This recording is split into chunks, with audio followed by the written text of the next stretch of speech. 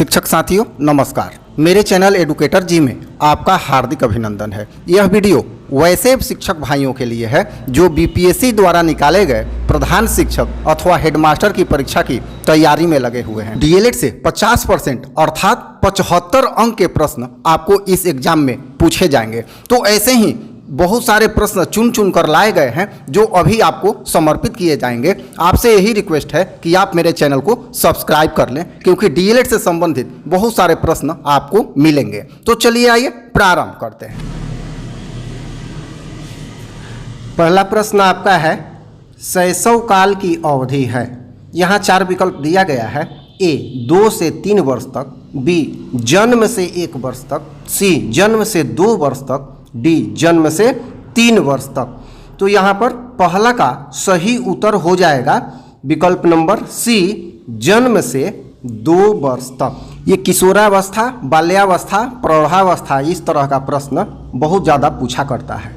चलिए अगला प्रश्न देखते हैं। अगला प्रश्न दूसरा नंबर है, पियाजे के अनुसार 2 से 7 वर्ष के बीच का एक बच्चा संज्ञानात्मक विकास की खाली स्थान अवस्था में है। तो कौन सी अवस्था है? संवेदी गतिक, दूसरा है पूर्व संक्रियात्मक, तीसरा है औपचारिक संक्रियात्मक और डी है मूर्त संक्रियात्मक। तो उत्तर स्पष्ट है, बी होगा पूर्व संक्रियात्मक अवस्था। अब तीसरा नंबर प्रश्न है विकास। यहाँ 2 खाली स्थान है, अर्थात कहाँ से कहाँ की ओर बढ़ता है। तो ए है साधारण से आसान की ओर, बी है सामान्य से विशिष्ट की ओर, सी है जटिल से कठिन की ओर, डी है विशिष्ट से सामान्य की ओर। तो यहाँ तीसरा का 4 विकल्प है, जिसमें उत्तर होगा बी सामान्य से विशिष्ट की ओर, अर्थात विकल्प नंबर बी इसका सही होगा। अगला प्रश्न चौथा नंबर, जब वयस्क सहयोग से सामंजस्य कर लेते हैं तो वे बच्चे के वर्तमान स्तर के प्रदर्शन को संभावित क्षमता के स्तर से प्रदर्शन की तरफ प्रगति के क्रम को सुगम बनाते हैं। इसे कहा जाता है ए सहयोगात्मक अधिगम, बी समीपस्थ विकास, सी सहयोग देना, डी सहभागी अधिगम। तो इसका सही उत्तर होगा सी सहयोग देना। चौथा का विकल्प ये उचित होगा, सहयोग देना। अब अगला प्रश्न 5वां नंबर, नवीन जानकारी को शामिल करने के लिए वर्तमान स्कीमा में बदलाव की प्रक्रिया खाली स्थान है क्या कहलाती है?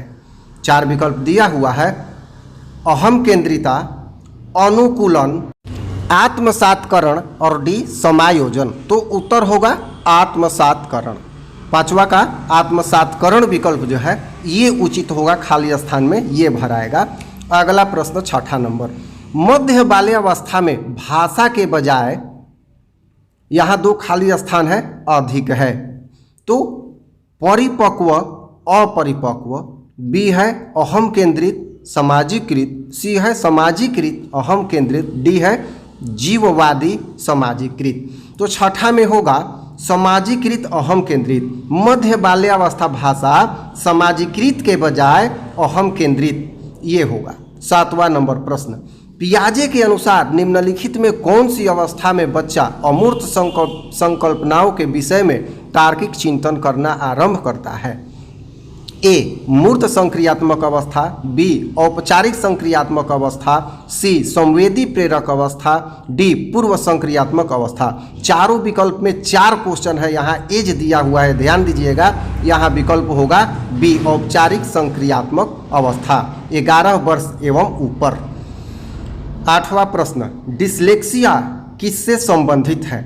ये 4 प्रकार की व्याधि है, विकार कह लें इसको।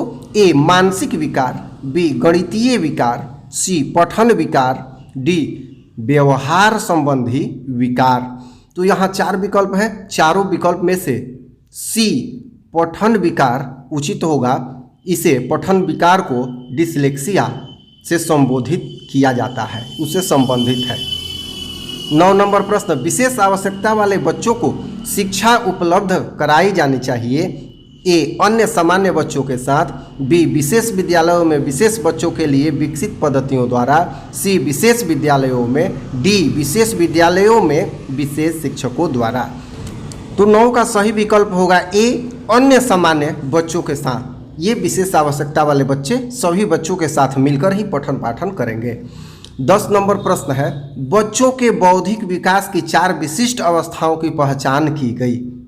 यहाँ 4 विकल्प है, कोहलबर्ग द्वारा, एरिक्सन द्वारा, स्किनर द्वारा, पियाजे द्वारा। तो 4 विकल्प में से सही उत्तर आपका हो जाएगा पियाजे द्वारा। विकल्प होगा डी, सही होगा इसका। तो आपसे रिक्वेस्ट है कि आप मेरे चैनल को सब्सक्राइब अवश्य कर देंगे, क्योंकि मेरे चैनल पे शिक्षक, शिक्षा तथा शिक्षण से संबंधित वीडियो अपलोड किए जाते रहते हैं। धन्यवाद।